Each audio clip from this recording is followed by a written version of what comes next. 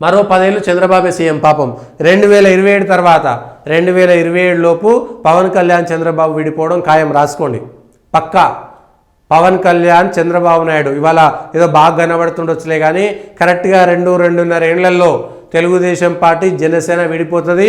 మరో 10 ఏళ్ళు పవన్ కళ్యాణ్ చంద్రబాబే సీఎం అంటే ఇంకో 10 ఏళ్ళు చంద్రబాబుకే రాసిస్తారా? ఏం చేసింది ఇవాళ చంద్రబాబు నాయుడు? చేసింది ఏంటిది?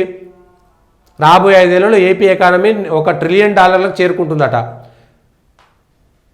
5 ఏళ్లలో $1 ట్రిలియన్ చేరుతున్న నమ్మకం ఏర్పడింది. 150 రోజుల పాలనపై బుధవారం అసెంబ్లీలో జరిగిన చర్చలో మాట్లాడారు. గత వైసీపీ ప్రభుత్వంలో ఉద్యోగులకు ఎప్పుడు 1 జిల్లా జీతాలకు రాలేదట, ఇప్పుడు వచ్చినాయట. 13,326 గ్రామ పంచాయతీలకు పల్లె పండుగ కింద 4,500 కోట్లు విడుదల చేశారు. జల్ జీవన్ మిషన్ ఏపీలో నెంబర్ 1 చేస్తామని సభ్యుల కరతాల ధ్వనులు. అన్నీ కేంద్రం నుంచి వచ్చేటివే, కేంద్రం నుంచి వచ్చేటివే. రాష్ట్ర ప్రభుత్వం దగ్గర ₹1 లేదు, జీతాలు ఇచ్చేటువంటి పరిస్థితి లేదు, ఏమీ చేయలేరు.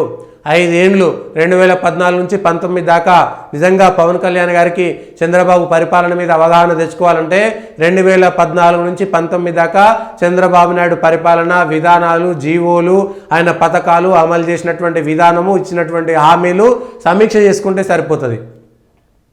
తన అవసరం కోసం ఇవాళ పోడుతుండొచ్చులే కానీ 2027లో ఖచ్చితంగా పవన్ కళ్యాణ్ చంద్రబాబు నాయుడు విడిపోవడం అనేటువంటిది ఖాయం.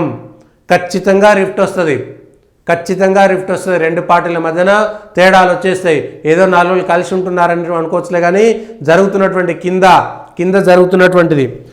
జరుగుతున్నటువంటి చూస్తే అదే కనబడుతున్నది మనకి చాలా స్పష్టంగా. కింద ఉన్నటువంటి ఏది కార్యకర్తలకు సంబంధించినటువంటి అంశంలో ఒక్కరు కూడా దాన్ని స్పందించట్లేదు.